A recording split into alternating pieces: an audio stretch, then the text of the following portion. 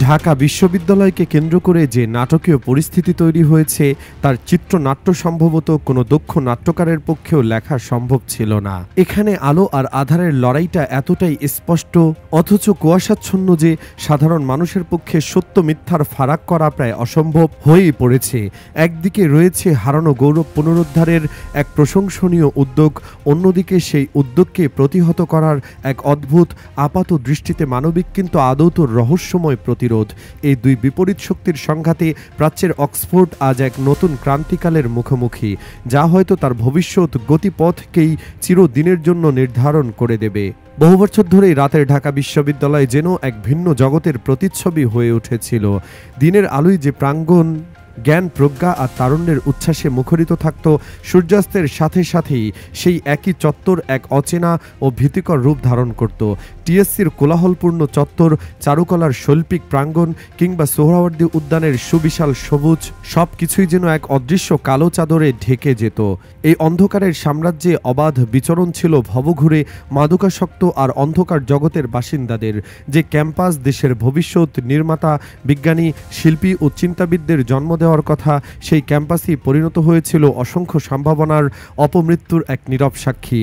মাদক নীল ধোঁয়ায় হারিয়ে যাচ্ছিল কত শত উজ্জ্বল মুখ, অনিরাপদ পরিবেশে গুটিয়ে যাচ্ছিল সাধারণ শিক্ষার্থীদের স্বাভাবিক পদচারণা। এই গুমট বাস্তবতা বিশ্ববিদ্যালয়ের আত্মাকেই যেন ভিতর থেকে কুরে কুরে খাচ্ছিল, তার শতবর্ষের ঐতিহ্যের গায়ে লাগাচ্ছিল কলঙ্কের দাগ। এই জমাট বাঁধা অন্ধকারকে বিদীর্ণ করতেই যেন উদিত হলো এক নতুন প্রত্যয়। ঢাকা বিশ্ববিদ্যালয় কেন্দ্রীয় ছাত্র সংসদ ডাকসুয়ের নবনির্বাচিত নেতৃত্ব, বিশেষ করে সাদিক কায়েম এবং এস এম ফরহাদদের মতো তরুণরা যখন এই অচলায়তন ভাঙার ঘোষণা দিলেন, তখন অনেকে বিষয়টিকে ৮-১০টা রাজনৈতিক প্রতিশ্রুতির মতোই ধরে নিয়েছিল।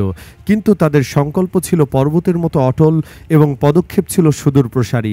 তারা ঘোষণা করলেন এক নজিরবিহীন অভিযানের, যার একমাত্র লক্ষ্য ঢাকা বিশ্ববিদ্যালয়কে তার হারানো গৌরব ফিরিয়ে দেওয়া এবং শিক্ষার্থীদের জন্য একটি নিরাপদ জ্ঞানচর্চার অভয়ারণ্য নিশ্চিত করা। তাদের নেতৃত্বে শুরু হওয়া টানা ৭ দিনের মহাযজ্ঞ কেবল কিছু মানুষকে উচ্ছেদ করার মধ্যেই সীমাবদ্ধ ছিল না। এটি ছিল বিশ্ববিদ্যালয়ের শরীরে বহু বছর ধরে জমে থাকা ক্লেদ এবং আবর্জনা পরিষ্কারের এক প্রতীকী লড়াই।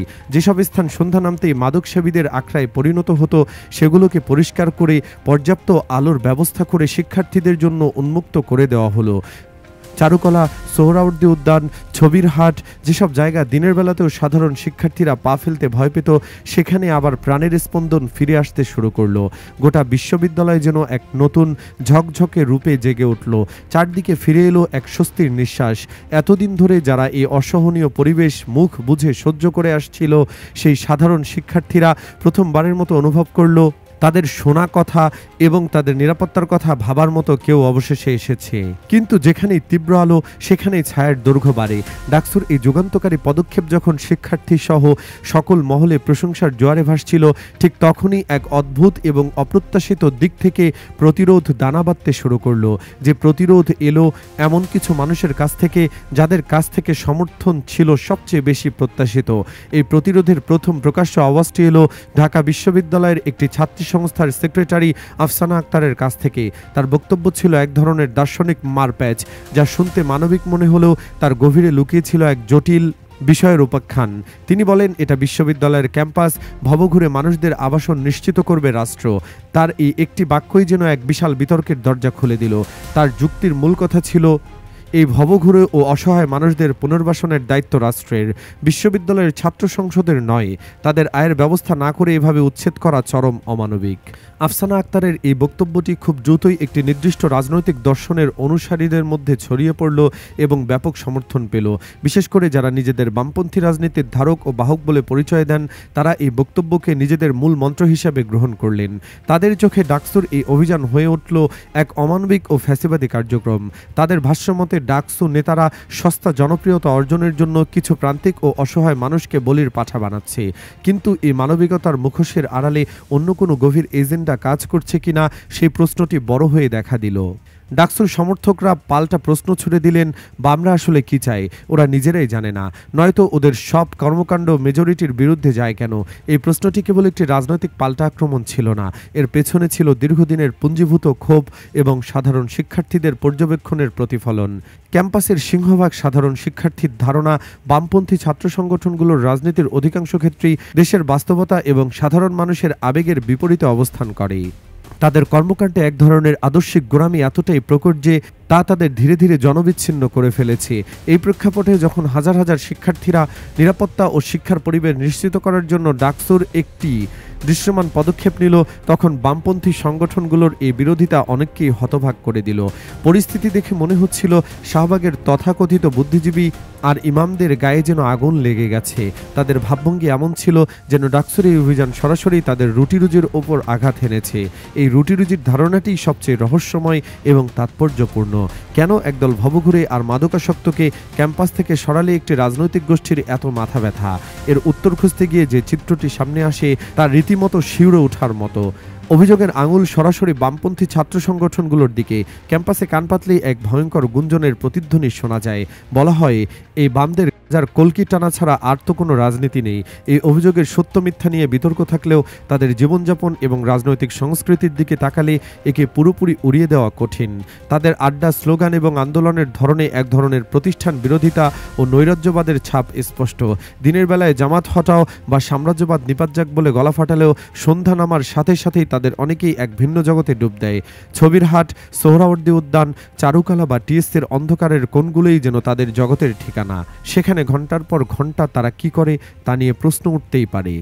অভিযোগ রয়েছে, সেই সময়টা দেশ বা সমাজের উন্নয়নের রূপরেখা তৈরিতে নয়, বরং গাজার ধোঁয়ায় এক আন্তঃশ্বাসশূন্য তাত্ত্বিক বিতর্কে ব্যয় হয়, যার সাথে বাস্তবতার কোনো সম্পর্ক নেই। এই জীবনযাত্রাই যেন তাদের রাজনীতির এক অবিচ্ছেদ্য অংশ। তারা এমন এক কল্পনা জগতে বাস করে যেখানে বাস্তবতার চেয়ে আদর্শিক ইউটোপিয়ান স্থান অনেক বেশি।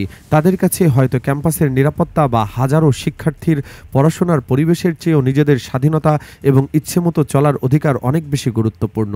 আর এই স্বাধীনতার অর্থ যদি হয় ক্যাম্পাসের বুকে মাদকের অবাধ বিচরণ, তবে তাই এই কারণেই হয়তো বলা হয়, এরা ভাত না খেয়ে বছরের পর বছর কাটাতে পারবে, কিন্তু ছাড়া একদিনও পার করতে পারবে না। ডাকসুর অভিযান কি তবে তাদের সেই স্বাধীন মাদক সেবনের জগতে সরাসরি আঘাত হেনেছে? তাদের এই তীব্র বিরোধিতার মূল কারণ কি এই আসক্তি?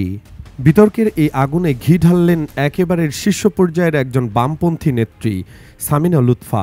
তিনি একটি পাবলিক ফোরামে ডাকসুর এই অভিযানের তীব্র সমালোচনা করে প্রায় খোলামেলাভাবে মাদক ব্যবসায়ী এবং উচ্ছেদ হওয়া মানুষদের পক্ষে অবস্থান নিলেন। তার মতো একজন প্রভাবশালী ব্যক্তির কাছ থেকে এমন বক্তব্য আসায় পরিস্থিতি আরও জটিল হয়ে ওঠে। তিনি তার বক্তব্যে মানবিকতার প্রশ্নটিকেই বড় করে দেখালেন, কিন্তু ডাকসু নেতা মোসাদ্দেকের একটি পাল্টা প্রশ্নের মুখে তিনি সম্পূর্ণ নিরুত্তর হয়ে যান। মোসাদ্দেক তাকে সরাসরি প্রশ্ন করেছিলেন যে মানবিকতার দোহাই দিয়ে তিনি আজ মাদক ব্যবসায়ী আর সন্ত্রাসীদের পক্ষে দাঁড়াচ্ছেন, সেই মানবিকতা কোথায় থাকে যখন এই মাদকাসক্তদের হাতে ক্যাম্পাসের সাম্যর মতো নিরীহ শিক্ষার্থীদের প্রাণ দিতে হয়? কোথায় থাকে সেই মানবিকতা যখন দেশের সেরা মেধাবী সন্তানরা এই মাদকের ফাঁদে পড়ে নিজের উজ্জ্বল ভবিষ্যৎকে ধ্বংস করে দেয়?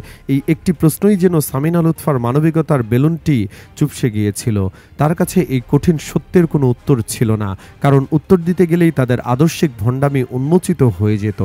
ডাকসু নেতা জুবাইরের নেতৃত্বে টানা 7 দিনের অভিযান যখন পুরো ক্যাম্পাসে এক নতুন চেহারা পেল, ঠিক তখনই বামদের এই উল্লম্ফন শুরু হলো। কিন্তু আশ্চর্যের বিষয় হলো, এই লড়াইয়ে তারা একা ছিল না। খুব দ্রুতই তাদের সাথে যোগ দিল এক বিচিত্র জোট, যাদের সদস্যদের মধ্যে আদর্শগত যোজন যোজন দূরত্ব, কিন্তু একটি ইস্যুতে তারা একাত্রা, ডাকসুর বিরোধিতা। এই জোটে বামদের পাশে এসে দাঁড়ালো ছাত্রদল, বাকশালপন্থী ছাত্র সংগঠন, বাকছাস, এমনকি এনসিপির মতো দলও। মনে হচ্ছিল যেন এক শিবির বিরোধী মহাজোট আত্মপ্রকাশ করেছে। এই জোটের সদস্যরা এতদিন ধরে একে অপরের বিরুদ্ধে রাজনীতি করলেও ডাকসুর এই ভালো কাজকে প্রতিহত করতে তারা সব ভেদাভেদ ভুলে এক মঞ্চে এসে দাঁড়ালো। তারা এতটাই মরিয়া হয়ে উঠেছিল যে তারা কেবল বিবৃতি বা সমালোচনার মধ্যে সীমাবদ্ধ না থেকে সরাসরি ডাকসুনের হুমকি ধামকি দিতে শুরু করে। পরিস্থিতি চরমে পৌঁছায় যখন এই জোটের নেতারা উচ্ছেদ হওয়া মাদক ব্যবসায়ী ও ভবঘুরেদের একত্রিত করে ক্যাম্পাসে মিছিল বের করে। এটি ছিল এক অভূতপূর্ব এবং কলঙ্কজনক ঘটনা। ঢাকা বিশ্ববিদ্যালয়ের ইতিহাসে সম্ভবত এটাই প্রথম যেখানে কিছু ছাত্র সংগঠন সাধারণ শিক্ষার্থীদের স্বার্থের বিরুদ্ধে গিয়ে সরাসরি ব্যবসায়ীদের পক্ষে দাঁড়িয়েছে এবং তাদের নিয়ে মিছিল করেছে। এই দৃশ্যই স্পষ্ট করে দেয় মামলা যতটা সহজে মনে হচ্ছে ততটা নয়। এর আড়ালে কাজ করছে এক বিশাল সিন্ডিকেট, যার স্বার্থ এতটাই গভীর যে তার জন্য তারা যে কোনো কিছু করতেই প্রস্তুত। এই সিন্ডিকেটের আকার এবং তার অর্থনৈতিক ভিত্তি নিয়ে যে গুঞ্জন শোনা যায় তার রীতিমতো অবিশ্বাস্য। বলা হয় ঢাকা বিশ্ববিদ্যালয় ও তার আশপাশের এলাকাকে কেন্দ্র করে যে বাণিজ্য চলে তার পরিমাণ শত কোটি টাকারও বেশি। এই বিশাল অঙ্কের টাকা ভাগের যে অনেক দূর পর্যন্ত যায় তা সহজেই অনুমেয়। আর এই বাণিজ্যের সাথে যদি ছাত্র সংগঠনগুলোর একটি বড় অংশ জড়িত থাকে, তবে ডাকসুর অভিযানে কেন তাদের গায়ে আগুন ধরিয়ে দেবে তা বুঝতে রকেট সায়েন্টিস্ট হওয়ার কোনো প্রয়োজন নেই। অভিযোগ রয়েছে শিবির ছাড়া বাকি প্রায় সব ছাত্র সংগঠনই কোনো না কোনোভাবে এই সিন্ডিকেটের সুবিধাভোগী। এই কারণেই তারা শিক্ষার্থীদের স্বার্থ, ক্যাম্পাসের পরিবেশ সব কিছুকেই তুচ্ছ করে সরাসরি ব্যবসায়ীদের পক্ষ নিয়েছে। তাদের মূল উদ্দেশ্য ঢাকা বিশ্ববিদ্যালয়কে একটি নিরাপদ জ্ঞানচর্চার কেন্দ্র হিসেবে রাখা নয়, বরং এটি দেওয়ার মতো একটি অপরাধের আখড়ায় পরিণত করা, যেখানে মাদকের রমরমা ব্যবসা চলবে এবং সেই ব্যবসার লভ্যাংশ তাদের রাজনৈতিক কর্মকাণ্ডের রসদ যোগাবে। তাদের যুক্তি সেই পুরনো মানবিকতা। এইসব মাদক ব্যবসায়ী টোকাইদের উচ্ছেদ করলে তারা খাবে কি, থাকবে কোথায় সে ব্যবস্থা না করেই গণহারে সকলকেই তাড়ানো অমানবিক। এই যুক্তি শুনতে মধুর হলেও এর পেছনের ভণ্ডামিটাও স্পষ্ট। তারা একবারও এই প্রশ্ন তোলে না যে এই অসহায় মাদক ব্যবসায়ীদের কারণে ক্যাম্পাসে যে অরাজকতা তার দায় কে নেবে। তারা দেখেও না দেখার ভান করে বসে থাকে। এদের কারণেই সাম্যদের মতো তরুণদের অকালে জীবন দিতে হচ্ছে। তাদের এই একপেশে মানবিকতা কেবল অপরাধীদের জন্য, ভুক্তভোগী শিক্ষার্থীদের জন্য নয়। যদিও এই তীব্র বিরোধিতার মুখে ডাকসু নেতারা তাদের অবস্থান থেকে এক চুলও নড়েনি। তারা স্পষ্ট করে দিয়েছেন যে তারা অমানবিক নন এবং সরকারের সমাজসেবা অধিদপ্তরের সাথে কথা বলে উচ্ছেদ হওয়া মানুষদের পুনর্বাসনের চেষ্টা করবেন। কিন্তু বিরোধীরা শান্ত হয়নি, কারণ মূল আপত্তি তো অন্য জায়গায়। এই অভিযানের পেছনে রয়েছে এমন এক ছাত্র সংগঠনের ছায়া যাদের নাম শুনলেই অনেকের গায়ে জ্বর আসে, বাংলাদেশ ইসলামী ছাত্র শিবির। যদিও ডাকসুর নেতারা আনুষ্ঠানিকভাবে শিবিরের কেউ নন, কিন্তু তাদের আদর্শিক অবস্থানের কারণে অনেকেই তাদের শিবিরের প্রতি সহানুভূতিশীল বলে মনে করেন। আর বিরোধী দলের মূল আপত্তির জায়গাটাও ঠিক এখানেই। তাদের কাছে ক্যাম্পাসের নিরাপত্তা বা মাদকমুক্ত পরিবেশ চেয়েও বড় এজেন্ডা হলো শিবির ঠেকানো। এই ইস্যুটি ছাত্রদল, বাম, বাকছাস, নাগরিক, ছাত্র ঐক্য সবাই এক কাতারে এসে দাঁড়িয়েছে। কিন্তু ইতিহাস বলে শিবির বাধা পেয়ে থেমে থাকার পাত্র নয়। তাদের রয়েছে এক অদ্ভুত সহনশীলতা এবং কৌশলগত গভীরতা।